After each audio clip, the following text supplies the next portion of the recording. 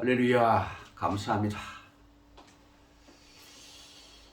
오늘은 본문 말씀 이사야 9장 1절로 7절의 말씀을 가지고 성탄을 통해 바뀐 역사란 제목으로 말씀을 드릴 때에 하나님의 한량없는 은혜와 사랑이 저와 여러분에게 충만하시기를 주의 이름으로 소원합니다. 아멘. 성탄을 통해 주신 하나님의 풍성한 은혜가 여러분과 여러분의 전 가정 위에 늘 함께 하시기를 기원합니다.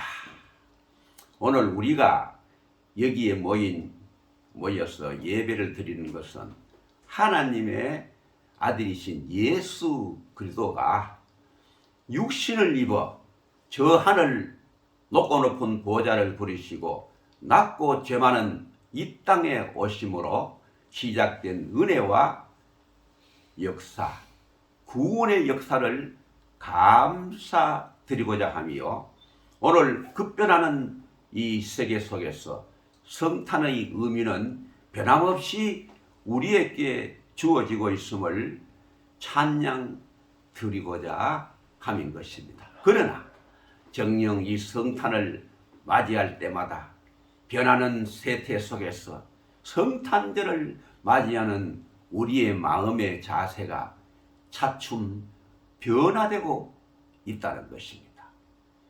어떤 때는 철모로는 어린이처럼 기뻐했는가 하면은 또 어떤 때는 별로 성탄의 의미를 새겨보지도 못한 채 무심히 그냥 지나칠 때도 있는 것입니다. 특히 요즘과 같이 어려운 때는 성탄을 맞이하면서도 우리의 마음은 그렇게 기쁘기만 하는 것은 아닙니다. 하지만 이런 때일수록 우리는 성탄은 더 깊은 의미가 있으며 우리가 그 의미를 바로만 우리가 파악한다면 정말 이 성탄은 우리에게 더욱 놀라운 소망이 될 줄로 믿습니다. 그래서 오늘은 성탄을 통해 변화된 역사가 과연 무엇인가를 우리가 성경을 통해서 살펴보므로 하나님의 은혜 나누기를 원합니다. 우리가 읽은 이사야서 9장은 유명한 메시아의 예언으로 특별히 핸델의 메시아 합창을 통해서 잘 알려진 그런 말씀입니다.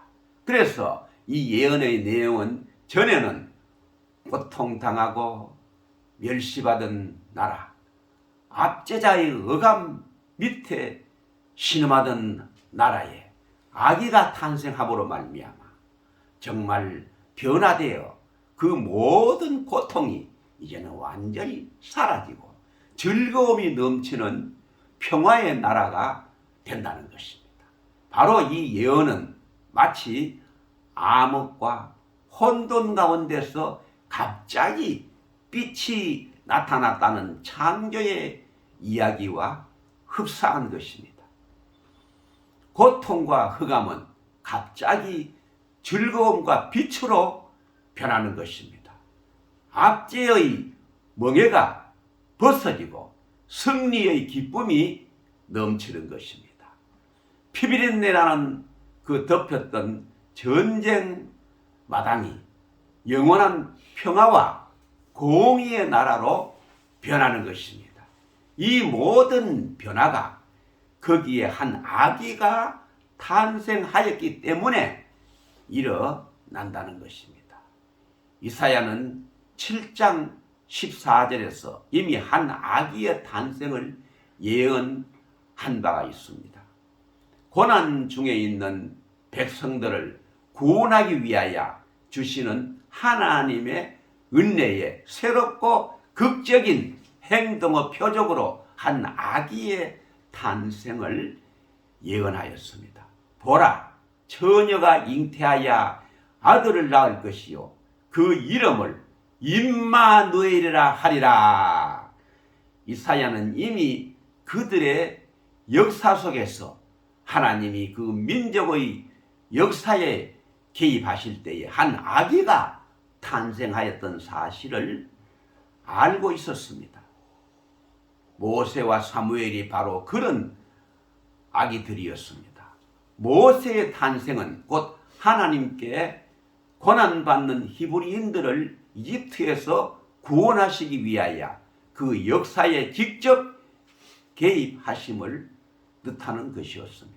결국 모세의 탄생은 새로운 역사의 시작을 의미하였습니다.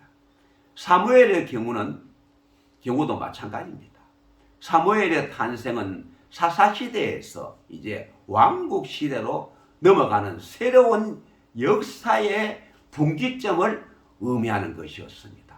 그래서 이사야가 남쪽 유다에서 예언할 당시 북쪽 이스라엘은 강대국 아수르의 말반굽에 의하여 형편없이 유린되고 있었을 때였습니다.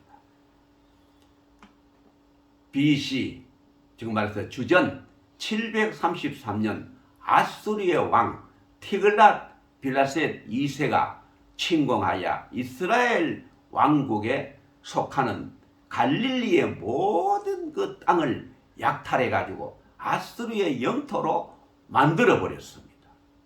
흑암이 그 땅을 덮었고 사망의 그늘이 드리운 땅이 되어버리고 말았습니다. 바로 이 사망의 세력은 거기에 머물지 아니하고 이제 점점 더 남쪽으로 계속 뻗어 내려오고 있었습니다. 이러한 절망적인 때에 이사야 선지자는 메시아의 예언을 터뜨리게 된 것입니다. 한 아기의 탄생을 예언하였던 것입니다. 바로 그것은 하나님의 극적인 구원의 역사가 일어난 것을 예언한 것입니다. 곧 그것은 역사가 완전히 달라질 것을 의미하는 것입니다. 즉 절망의 역사가 완전히 변하여 희망의 역사로 바뀔 것을 뜻하는 것입니다. 그래서 이사야서 11장의 메시아 예언에서도 이와 같이 변화될 역사를 노래하고 있는 것입니다. 불안과 공포와 전쟁의 역사가 이제 완전히 끝나버리고 만물 가운데 평화가 올 것을 말하고 있는 것입니다. 바로 이 예언은 물론 이스라엘의 그 한 군데만 국한된 그런 예언이 아니었습니다. 그러나 이사야의 예언이 있은 지 700년이 지난 후에 한 아기가 드디어 탄생하였고 이 아기의 탄생은 온 인류를 구원하시기 위한 하나님의 직접적인 역사의 개입을 뜻하는 것이 되었던 것입니다. 마태와 누가는 아기 예수의 탄생이 바로 이사야 예언의 성취를 보았고 그 이후 모든 크리스찬들은 그렇게 다 믿고 있습니다. 그러나 바로 이사야의 예언은 그 당시 이스라엘 국가의 회복을 말하고 있지만은 아기 예수의 탄생은 바로 이 땅 위에 하나님 나라의 시작을 의미하고 있는 것입니다. 그래서 요한복음에서는 캄캄한 어두움에 빛이 빛이었다 그랬습니다. 이제 재창조의 역사가 죄 많은 이 땅 위에 바로 시작되었다고 보았습니다. 그래서 율법의 시대는 이제 완전히 끝이 나고 이제 은혜와 진리의 시대가 시작되었음을 말하고 있는 것입니다. 바로 예수 그리스도의 탄생은 한 생명의 단순한 그런 탄생이 아니라 새 역사의 시작을 이룩하실 하나님의 아들의 탄생입니다. 불안과 공포와 절망만이 지배하던 역사 속에 하나님의 아들이 탄생하셨다는 것은 바로 사랑의 희망의 새 역사가 시작되었음을 의미하고 있는 것입니다. 캄캄하던 역사 속에 이제 빛이 비치기 시작하였다는 말입니다. 절망만이 지배하던 세계 속에 희망이 자라기 시작하였음을 의미하고 있는 것입니다. 눈은 눈으로, 이는 이로 갚는 각박한 현실 사회 속에 자기 희생을 바탕으로 한 사랑의 역사가 시작되었음을 뜻하고 있는 것입니다. 그리스도의 탄생을 기준으로 바로 기원전 BC, Before Christ, 기원 후 AD, 아노 도미니를 나눈 것은 결코 그런 우연한 그런 일이 아닌 것입니다. 바로 그것은 분명히 이 세계 역사 속에 새로운 역사의 장이 시작되고 열렸다는 것을 뜻하는 것입니다.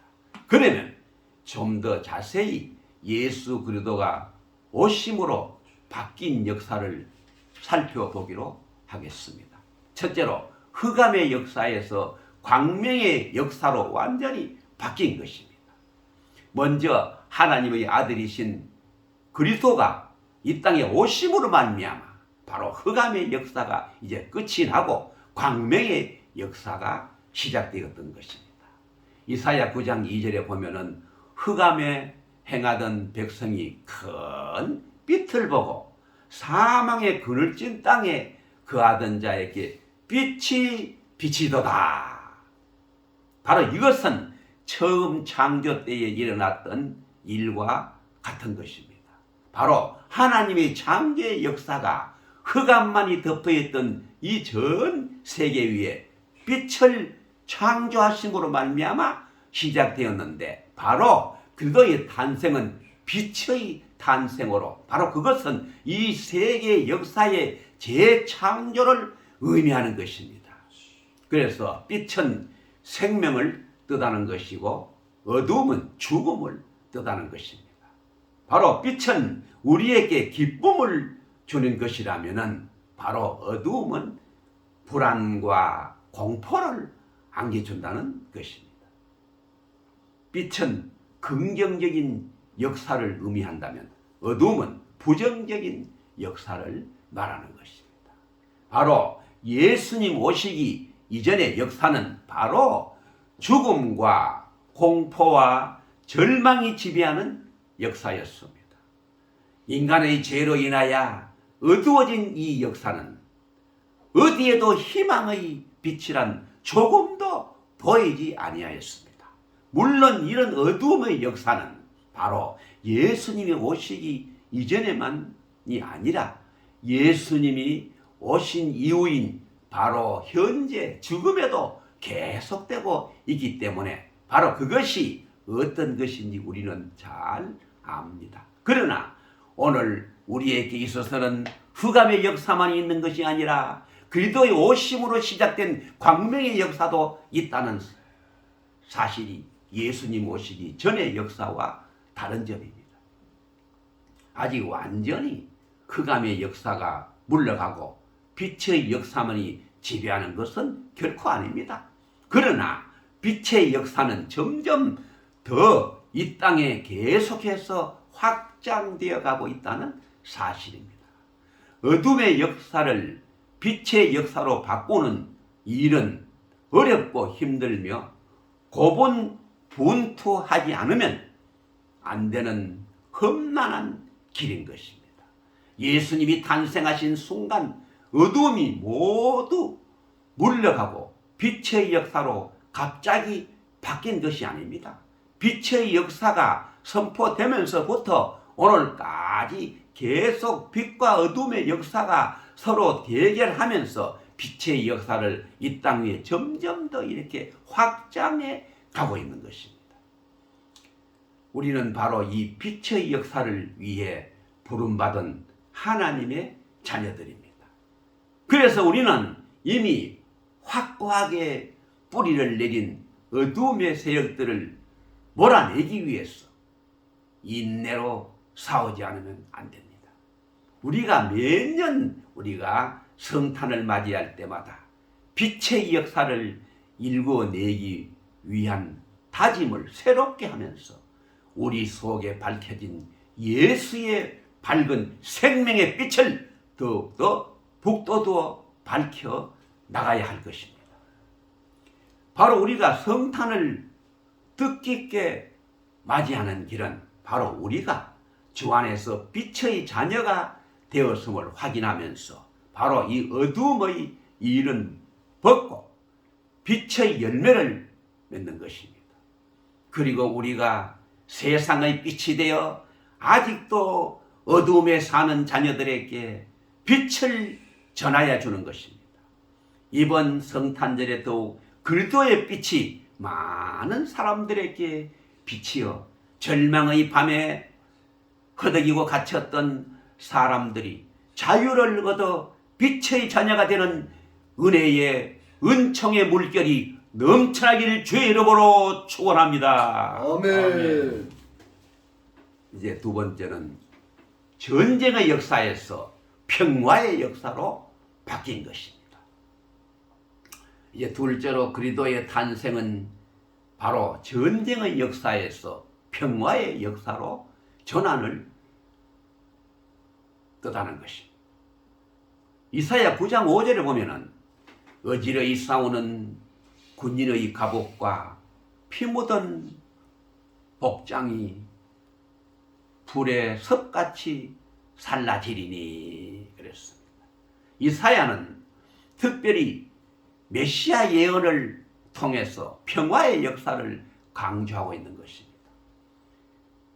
전쟁의 도안이 속에서 벗어날 길이 전혀 없었던 이스라엘 자손들이 평화를 갈망한 것은 너무나 당연한 일인 것입니다. 바로 아들이 갈망한 평화는 전쟁이 없는 소극적인 상태를 뜻하는 것이 아니었습니다. 이사야 2장 4절에 보면 우리가 그 칼을 쳐서 보석을 만들고 그 창을 쳐서 낫을 만들 것이며 이 나라와 저 나라가 다시는 칼을 품고 서로 치지 아니하며 다시는 전쟁을 연습지 아니하리라고 하였습니다. 그래서 근본적으로 전쟁의 뿌리를 뽑아서 다시는 전쟁이 일어나지 아니하는 바로 평화의 시대를 말하고 있는 것입니다. 그뿐만 아니라 모든 그 자연에서도 적대적인 관계가 없어지는 완전한 평화를 노래하고 있습니다.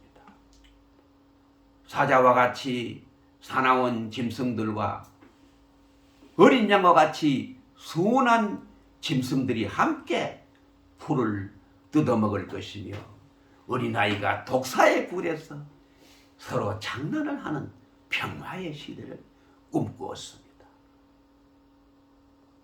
한 아기의 탄생으로 이런 평화의 시대가 올 것이라고 바라보면서 그 아기는 평강의 왕이라고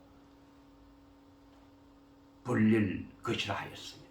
예수 그리스도는 이 평강의 왕으로 오셨습니다.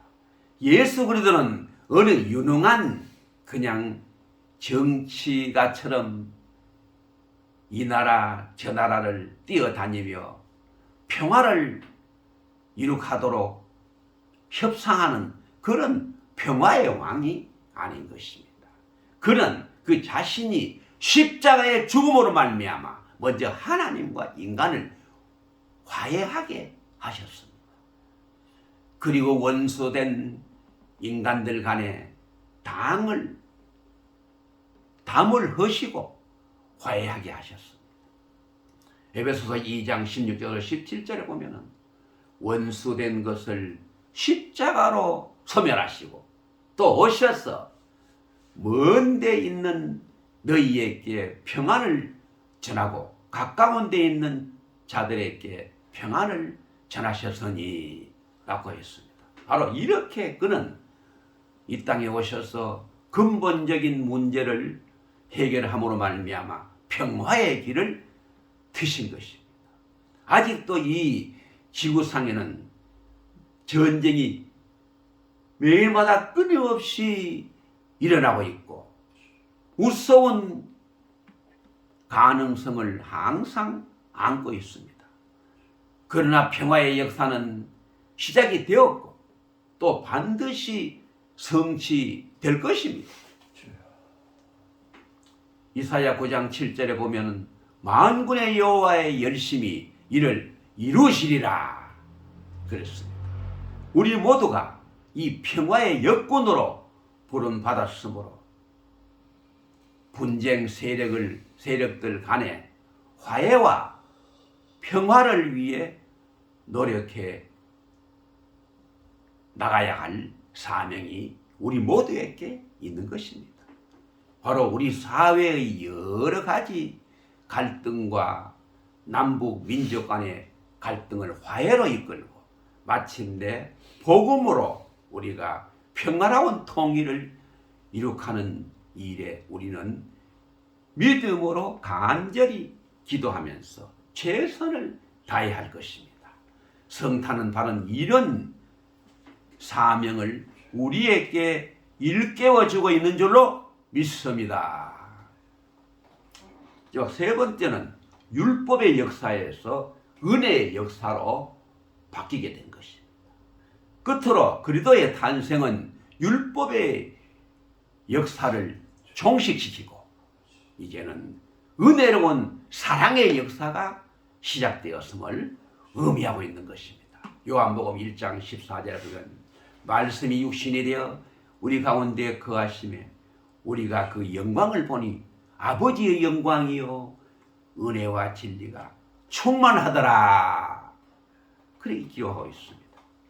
요한복음 1장 17절에 보면 율법은 모세로 말미암아 주신 것이고 은혜와 진리는 예수 그리스도로 말미암아 온 것이라 그렇게 기록하고 있습니다. 율법의 시대는 바로 구약의 시대를 말하는 것입니다. 물질적이고 현실적이며 타산적인 그런 시대입니다. 은혜가 없는 시대요 심판과 정죄의 시대였습니다. 그러나 우리 예수 그리스도의 탄생으로부터는 이런 역사가 이제 완전히 바뀌어 용서와 사랑이 바탕이 되는 은혜의 시대가 되었던 것입니다. 재산을 탕진한 탕자를 기쁨으로 영접해 주시는 사랑의 시대요. 마지막 시간에 포도원에 들어와 1시간밖에 일하지 않는 사람에게도 처음 사람과 똑같이 한 데나리오를 주시는 은총의 시대인 것입니다. 강도가 용서를 받을 수 있고 살인자가 하나님의 자녀로 용납되는 그런 은혜의 시대인 것입니다. 고린도서 6장 2절에 보면 보라 지금은 은혜 받을 만한 때요 보라 지금은 구원의 날이로다 이렇게 선포하고 있습니다. 그래서 지금도 이런 은혜의 문은 활짝 우리에게 열려 있는 것입니다. 누구든지 이리로 들어오는 사람은 영접함을 받고 하나님의 백성으로 받아들여지는 것입니다. 그러나 구약 시대에는 이런 은총이 전혀 없었습니다. 죄를 지은 자는 즉각 처벌되었습니다. 이스라엘이 율법을 지키지 아니할 때는 즉각적으로 외적의 침략을 받아 고난을 당하였습니다. 그러나 이제는 바로 하나님께서 오래 참으시면서 우리가 회개하고 그의 품에 안기기를 기다리고 계십니다. 베드로후서 3장 8절 9절에 보면 사랑하는 자들아 주께는 하루가 1000년 같고 1000년이 하루 같은 이 한 가지를 잊지 말라. 주의 약속은 어떤 이여 더딘 것이 아니로 더디답고 생각하는 것이 그같이 더딘 것이 아니라 오직 너희를 위하여 오래 참으사 아무도 멸망치 않고 다 회개하기에 이르기를 원하시느니라 이렇게 말하고 있습니다. 그의 과거의 행위를 묻지 않으시고 무조건 사랑으로 용서하시고 용납하시는 것입니다. 바로 이것이 바로 은혜의 시대인 것입니다. 이와 같이 성탄은 새로운 역사의 시작인 것입니다. 흑암이 빛으로 바뀌고 전쟁이 평화로 바뀌고 율법이 사랑으로 바뀌는 역사의 전환인 것입니다. 지금 비록 이 세대가 전쟁의 불안과 인구의 증가와 자원의 고갈, 생태계의 파괴 등의 복합적인 요인들 때문에 절망의 어두운 구름이 덮어있다 할지라도 우리가 확신하는 것은 뭐냐? 그럼에도 빛과 평화의 사랑의 역사가 변함없이 계속해서 진행되고 있으며 또 마침내 결국 그것이 완성된다는 사실입니다. 진실로 성탄은 우리에게 이런 확신을 가져다 주는 것입니다.